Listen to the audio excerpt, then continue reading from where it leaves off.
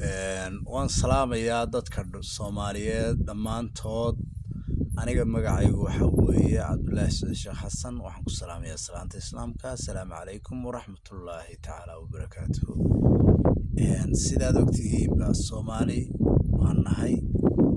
Dadka Soomaaliyeed meel ay joogaan, hadday joogaan Itoobiya dhulka ay haysato, iyo hadday joogaan dhulka ay Kenya haysato, iyo hadday joogaan Jabuuti, iyo hadday joogaan Soomaaliya qaybaheeda kala duwan, inta hadda la isku yiraahdo mucaarad iyo mu'ayidinta ah.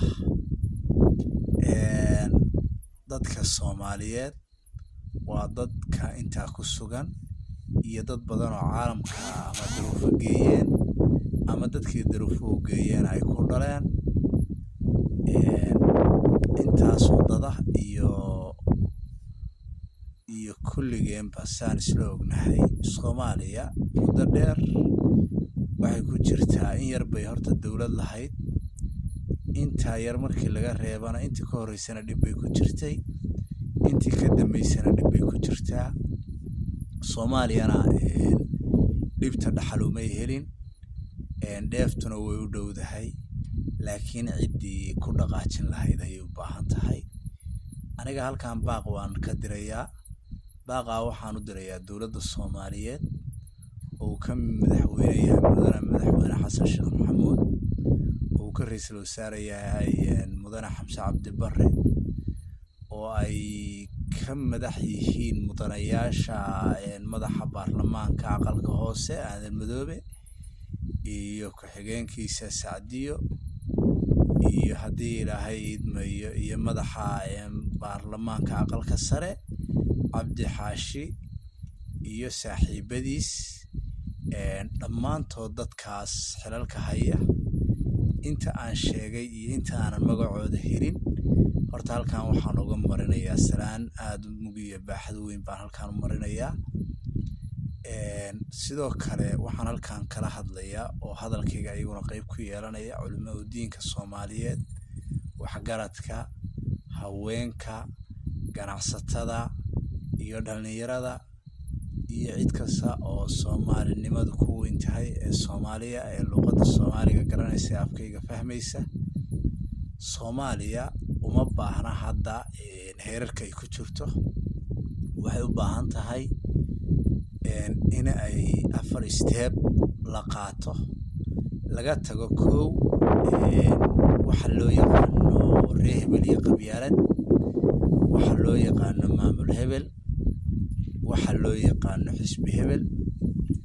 waxayna u baahan tahay waxa loo yaqaano keligii danaysiga ama aniga sidaana dani magacii ah in meesha looga tago. Anigu waxaan ku talinayaa Soomaaliya waxa kaliya ay wax ku noqon kartaa 3 shay in la yeelo. Koow, in dadka maaragtay ururada hubeysan oo Soomaalida ah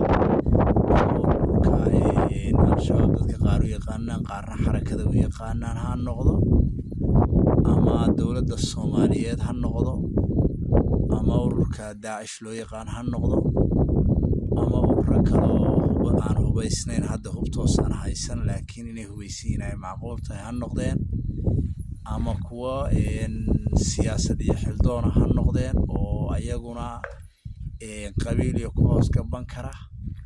Soomaaliya hadda waxay u baahan tahay inay ayadu isku tashato, gogol wada dhigato, marjaca dhexdhexaadinayaana odayaasha dhaqanka ee Soomaaliyeed noqdaan.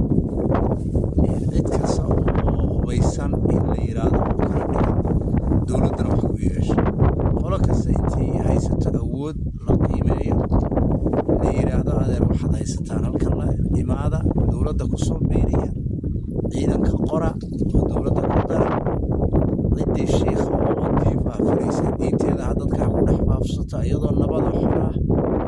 Dadkaasoo la cirsanayeen in cafis loo fidiyo baan qabaa, dadkuna ay sidaas dowladda ku soo wadaan.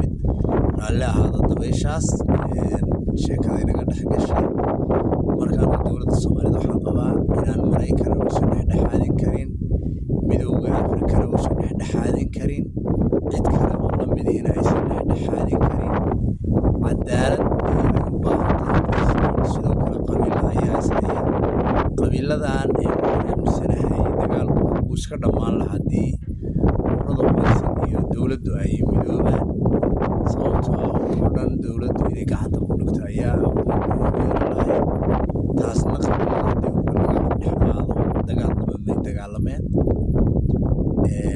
marka qabiilada diriraya sidoo kale dowladda Soomaaliyeed iyo maamulada Soomaaliya waxaan u baaqayaa meel kasta oo qabiilo ku dirirayaan dhiigga Soomaaliyeed biyo maahan dhulka uu ku daatanaa uma qalmo inuu ku daato sababtoo ah dhulka dadku ku leeyahay hal nin marti kama soo baxdo ayagana dee nafta hayso qolo kastaaba hadday hub ka dhigi lahayd ama nasan lahayd qoladii kale ma aamini karto marka taasna waxaan leeyahay dowladda iyo maamuladuba dib ha u eegeen dadka diriraya beeraha diriroo dhan meelaha ay ku diriraana meelo dowladdu ay mashaariic ku samayso marka waa